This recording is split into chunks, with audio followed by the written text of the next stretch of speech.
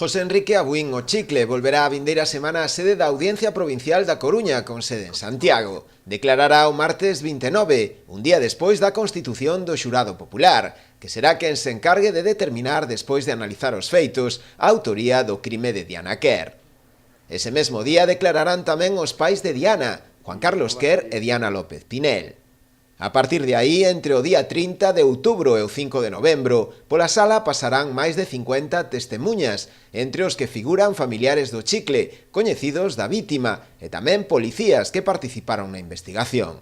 A partir do día 6 arrancarán as probas periciais, coa declaración duns 40 expertos. Entre outros aspectos, analizarase a identificación do vehículo do acusado captado pola cámara dunha gasolineira, un informe grafolóxico, a análise do rastrexo dos teléfonos móviles ou os dous informes forenses realizados. Unha vez analizados todos os datos, iniciarase o proceso de deliberación do xurado, ata chegar ao fallo. José Enrique Abuín enfróntase aos delitos de asasinato, agresión sexual e detención ilegal, polos que tanto a Fiscalía como a acusación particular piden para él a prisión permanente revisable.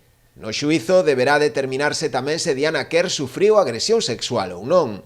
Unha circunstancia esta necesaria para que, xunto ao delito de asesinato, o Chicle fose condenado a pena de prisión permanente revisable.